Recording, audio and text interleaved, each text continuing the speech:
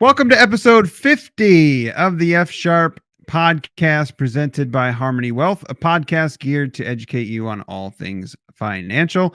The F in F Sharp is financially sharp. I'm your co-host, Adam Henning, marketing professional and small business owner, and I'm joined at, what do you think that's funny? I think, it's just good intro. I like Gotta it. switch it up every once in a while. That's right. Hey, that's It's Tanner. getting boring. Getting boring. He's a certified financial planner, JD, and financial expert. Before we jump into the episode, if you haven't yet please like and subscribe. Leave us a review. If you have any questions or suggestions for a future podcast episode, shoot us an email at podcast@financiallysharp.com. That is podcast@financiallysharp.com. I think I've said this 50 times, and I still haven't remembered or memorized it. So you get to hear me stumble through this every time. Keep it fresh, right? It's all good. That's right. Keep it fresh. If you want to watch me stumble over the intro, check us out on YouTube. You can watch me do that. Search Financially Sharp Podcast on YouTube. Don't forget to click the bell and subscribe. I'm also making Tanner laugh so much in this episode already, and I love it. Episode 50, Tanner. We queued this episode. We're going to talk about credit scores in this episode. We queued this up in episode 48, which was titled Credit Card Mastery. So if you're interested in that, go check out episode 48.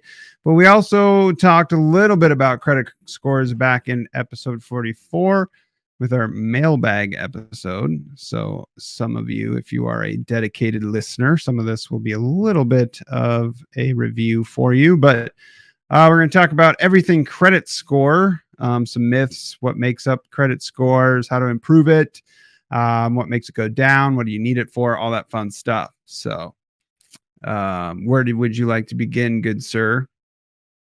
Well, let's start with what a credit score is and what makes up your credit score. That sounds wonderful. All right, cool. So there are really 5 kind of main categories, I guess I'd say, that make up your credit score. And they have varying degrees of importance and magnitude on what makes up your credit score. So one of the actually, if you go on Credit Karma or something like that as well, you can kind of see these, and then they'll say, like high impact, medium impact, low impact, those things. But you can check it out there. This is not a plug for Credit Karma, but I know that's one website that has it. I'm sure you can go to the credit bureaus as well and get it.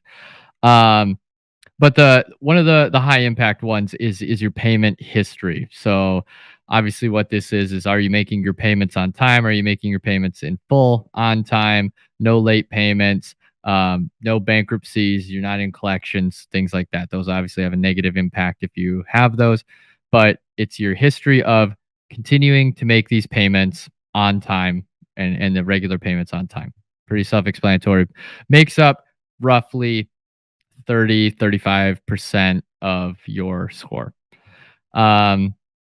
Next big category is credit utilization. What this is you get a credit card, and I'm going to make some numbers up. Let's say there's $1,000 limit on your credit card, and you go out and buy something for $500. Well, now your credit utilization is at 50% on that credit card. So the higher your credit utilization, the more of a negative impact it has on your credit score. So the credit bureaus like to see low credit utilization, and really, we'll get into that of how to kind of improve it, but we'll kind of just go over basics of what these all are. Does that impact how long you keep that balance? Or, I mean, I'm well known for asking questions that are almost impossible for you to answer. But like if you just make a $500 purchase and wipe it out right away. Oh yeah. So your credit isn't necessarily checked every single day by the bureaus. In that regard, if you bought something for $500 with your $1,000 limit and paid your credit card off 2 days later, it's likely not going to have a big impact on your credit score, if at all. It's more of you let that Over go time. the whole month. Well, not Okay. even over time. Like you just let that go for the whole month, and then you get your statement at the end of the month, and then we all have about another month to pay it off if we want Mm, to use the maximum amount of time. And so it just sits there on there longer, and that's when they have more of a time. The credit bureaus have more time to check in on you and see, oh, yep, this is higher. Let's knock it down a couple points gotcha. because of it. And then when it gets paid off, it doesn't instantaneously go back up your credit score 5 days later or whatever it is when they do another check in. They're like, oh, hey, credit utilization's down again, bump you up a couple points. So it's not something that happens. It's not like buying and selling stocks, right? It's not instantaneous with your credit score. It's just kind of when they check in on it. So that's credit utilization.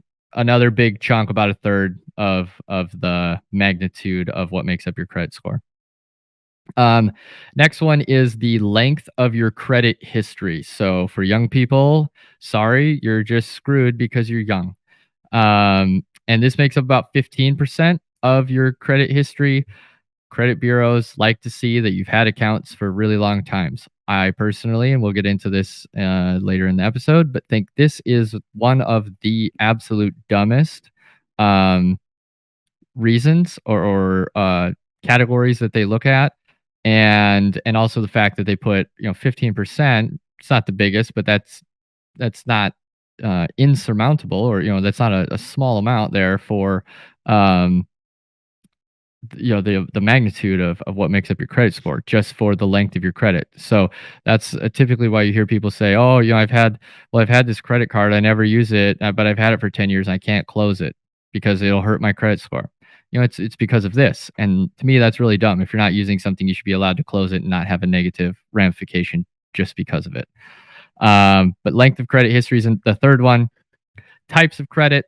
They like to see a variety of credit. So having an auto loan and a mortgage and a couple of credit cards, perfect. If they see that you have 10 credit cards and nothing else, not as good. They don't like that. They like to see, Mm, okay, yeah, the debt that you have is varied, and it's just showing, a lot of people have mortgages. Okay, perfect. You're paying that off. A lot of people have a car loan. Okay, perfect. You're paying that off. You have, like I said, a couple of credit cards, something like that. So they like to see a different mix in there. That's about 10%. And then new credit hits. So any credit pulls that they have on when you get, apply for a mortgage, apply for a auto loan, apply for a new credit card, when they do a hard pull on your credit score to find it. Too many of those in a short window or too small of a time period can have a negative impact on your credit score as well. So those are the big five. when did this all derive? When credit cards became a thing, or where I did this do not know mythical that off the top of my number? head. I Oh, don't know that off the top of see, my head. I'm good at these things. Yes. Another Yeah. question is, Yeah. Well, while I ramble on and try to pull something out of, maybe I rabbit can out of look the it hat up. here, I'm sure you can Google it. But my guess would be that it is when mortgages started to come about, because banks needed a way, or really just loans, right? Banks needed a way to um, equally try to assess the risk of every individual, and every individual operates completely different from everyone else, and has many different assets and many different debts than everybody else. And so it's some sort of standardized way to try to put everybody into a metric that they can then um, you know assign Yep. risk to. I Did I got out nail my it? encyclopedia called the Google Machine, and it's Yep. 1989, so as old as I am. Oh, that isn't. I thought it would be much older than Concept that. of evaluating. Well, this is according to Capital One. So, evaluating a company's individual creditworthiness, attempts to standardize this process began as far back as 1841. Oh, okay. So, Well, which anyway, leads me into so my it's been next around a long time. question: Yeah. is there more than one type of credit score, or are they all the same? Or There are. So Yeah, so it's supposed to be the same, but they'll vary slightly. Like there's TransUnion, Equifax, and I think there's one other. There's the big three. It's not coming to me right now what the third one is. Um, but they should be approximately the same. Now they may have different, like I said, those percentages I was saying of the big five. Maybe one of them values something at 12% and someone values FICO. it at 10%. Yeah, there you go. Thank you. Is the other big three. Uh, so, um, so they may have a little bit different in their percentages or when they check in on your information. And so your credit score may be slightly different between the three, but it shouldn't be off. If it's very off when looking at them, something's wrong with one of them and you should investigate that. Like there's something wrong with that. They should be within, I don't know, 5 to 10 points. It should not be a huge variance there with that. All right, we established when and what they are. How do we improve that score? Yeah. So really, improving the score would be doing all the positive things for the big five that we went over that you can do. So, the first one we talked about, payment history. Make sure that you're paying everything on time, paying everything off in full. Don't carry balances over. Don't have bankruptcy. Obviously, don't be in collections. All things like that. Just make sure you're paying your credit cards off on time. Pay your mortgage on time. Any debts that you have, just make sure you continue to pay that off on time regularly as they go. Credit utilization. This one is a little bit harder for people to control, at least right away. This is going to basically be driven around your credit cards. So again, in my analogy earlier, if you have a $1,000 limit and you spend 500 on it, your credit utilization is at 50%, and that's high, and they don't like that. Now, let's say you go to that, you've had that credit card for 3 years, and you go to you go to Visa or whoever and say, "Hey, will you increase my limit?" And they're like, "Sure," and they bump you to 10,000. Well, now you went to 5% utilization to have the same $500 on there, and that's fine. They like that. So, it's going back to the episode 48 with the credit card mastery. Having a higher limit is helpful because for your credit score, because it keeps your credit utilization down, but it's also a bigger risk because you have the ability to spend a bunch. So it's kind of a catch-22. Again, a little silly in my opinion that's one of the things that they look at, but that is what they look at. So keep that credit utilization as low as you can. Length of history of credit. Again, to increase your credit score, don't close old accounts, even if you're not using them. Stupid, but that's really what it is. Have accounts, have them for a long time, don't close them. Like I mentioned earlier, I think that's absolutely dumb. If you have a checking account at a local credit union and you move across the country and that credit union isn't there anymore, you shouldn't be penalized because you start a new banking relationship with a new credit union. Yeah. But that's what's going to happen, right? And so it's dumb, but it is what it is. Just know that that's going to happen. Your credit score could get hit a little bit if it's a situation like that and you close an account. Types of credit was the fourth one. Again, just trying not to have this isn't really in a lot of people's control either, right? Like if you're a young person and you're renting and all you have is a couple credit cards, you don't have the ability to get a bunch of different types of debt like they want to see. So the credit score really is driven and geared towards people who are older or later in their lives. Like the older you are, the better your credit score should be just naturally because you're older. You have longer credit history. You have more payments that you've made just because you're older. You have more types of credit because you're older and you have a car and you have a boat and you have a house and you have, credit cards, right? Like, so it is definitely skewed to people being older and younger people. Sorry, like I didn't write the rules. It sucks. It is what it is. And, you got to do the best you can because it will have an impact when you do go try to get that loan and that mortgage because you want to have a good credit score for that. Um, and the last one for the new credit, if you're trying to get a loan for a mortgage, don't go don't get a couple credit cards right before that. They're going to be pulling your credit history right before that, and then you go to Mhm. get a mortgage and they're going to see that. So whenever you're trying to do something big and have a loan, you want to make sure your credit score is as high as you can. So try not to get those credit checks. And your mortgage lender should tell you that They when should, you're yeah. filling that out, But because most people's gut reaction is, "Oh, we're gonna." Um, I don't know what that was, but something in my ears. Um, the first instinct that you're gonna have, oh, I'm gonna buy a house. I gotta buy the washer and dryer, the furniture, which takes you to the furniture store, and most people will put it on finance that, and on that's credit, a yep. credit, and that's a big no-no.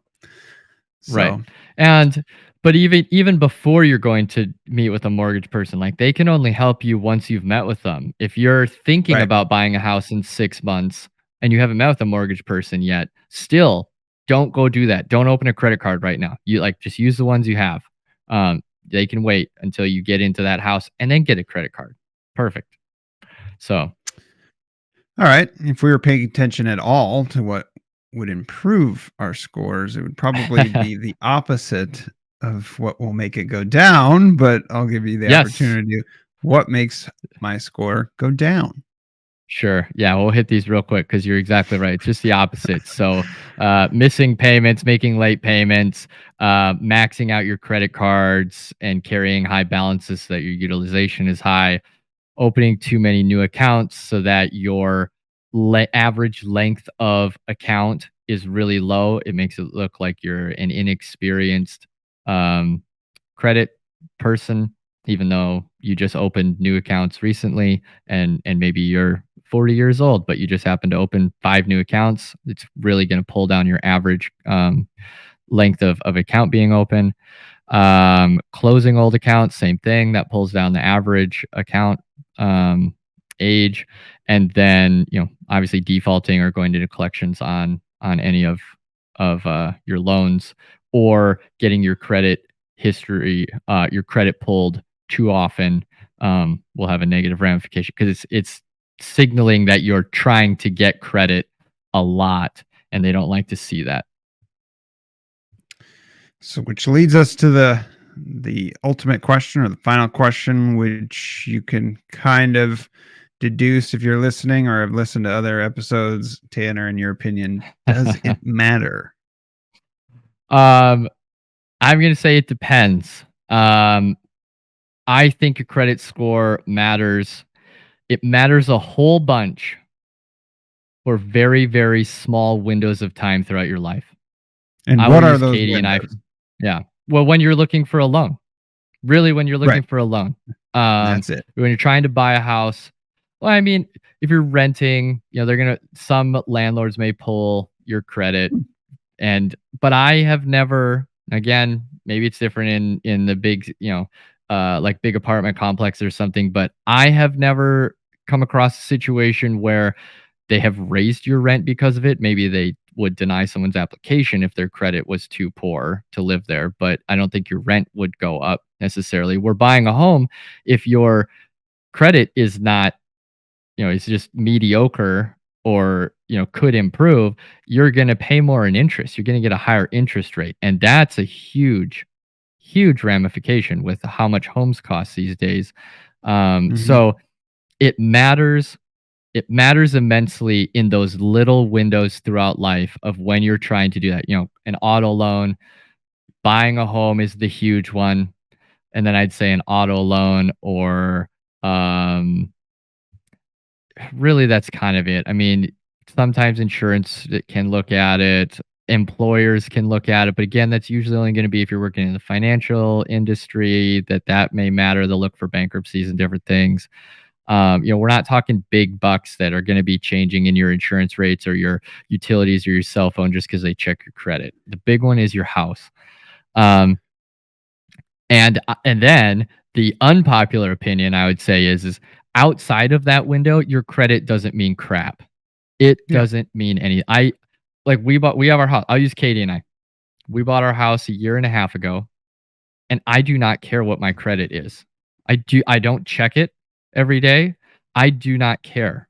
Now, I am not intentionally doing things to make it worse, but I do not care if I close an account from Volga, South Dakota at the credit union that I've had for X amount of years because it's going to hurt my credit score. I don't care. I'm not looking to get another loan right now. So it doesn't matter to me that my credit score is going to go down 3, 4, 5 points. I don't care. It means nothing. And I think a lot of people need to kind of realize this because especially the older generation, like I mean, it's a source of pride. My credit score is really high. And that is great. That means you're doing all the right things. Right. But to not do something just because it's going to hurt your credit score, if you're not looking to get a loan, who cares? Right? Like if you're going to close that account because it's a pain in the butt to have it, just close it. If you have a credit card that you don't use, I would say the risk is actually bigger to have a credit card you don't use, that you don't track, that you don't look at, just because you've had it a long time and it might hurt your credit 4 or 5 points to close it. I think there's a bigger risk of that and it getting stolen and someone charging money to it and you not paying attention to it than it is to just close it because you don't use it and have your credit get hit by 3, 4, 5 points. And the other aspect I think a lot of people miss too is in credit, it's like taxes. There are brackets. So like the top bracket, right? A lot of people you hear are very proud to have an over 800 credit score. And that is something to be proud of. That means you're crushing it and doing everything right. Yes. Props to you. That's fine. Yeah. But the bracket is 760 or sometimes 765 and above. So if you're at 780 or you're at 820, you're getting the same rate. It Doesn't matter. The same. Yeah. Exactly. So if you're at 820 and you want to close something or you want to do some of these things we're talking about, you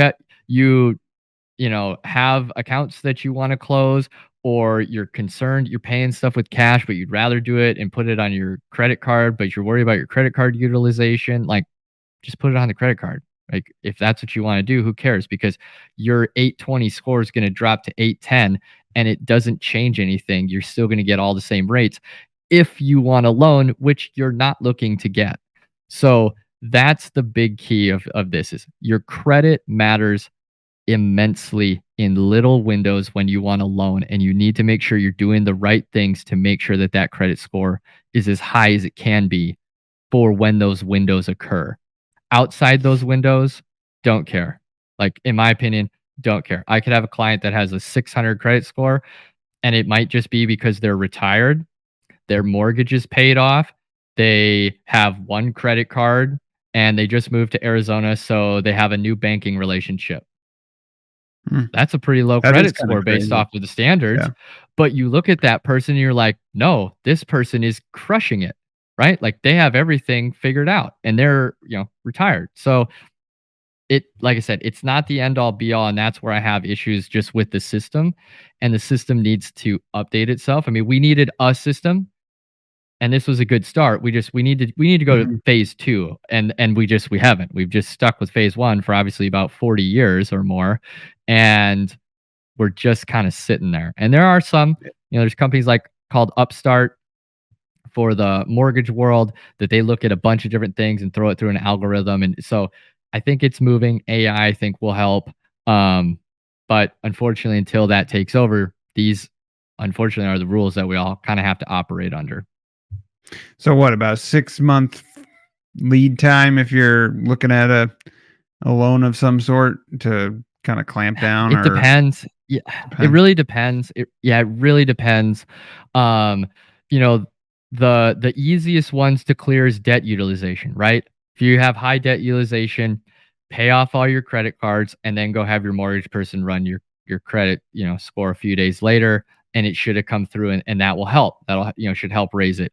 But some of the harder ones, right? Like if you close an account, it's your first, or types of loans. Yeah. Don't go get another loan just to diversify your types of loans. Like don't go buy something you don't need just so that you have a different loan. Like again, that one is ridiculous to me.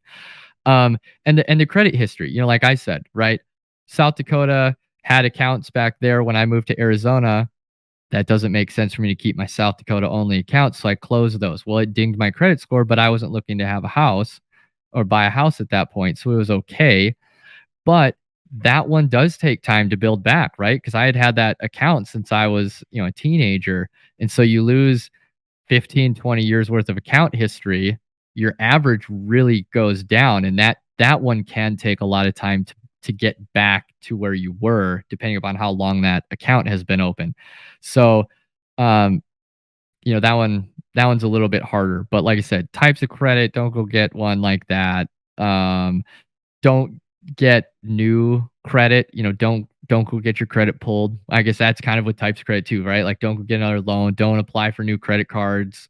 I would say at least 6 months ahead of trying to get a house, because the house is the big one. You pay so much in interest on your home because the home's value is so much that half a point difference by being in one bracket versus the other is immense. And if you can get a 1% interest point less, like, it's tens of thousands of dollars you're saving. So that's why it's just like, it's so important for those few little windows in life. And after that, whatever. Again, don't intentionally hurt it. But don't live your life in fear of it going down a few points. You'll be fine. Good stuff, sir. Anything else on credit cards or credit scores, I should say? No, I think that's basically it. Good overview of them. For sure.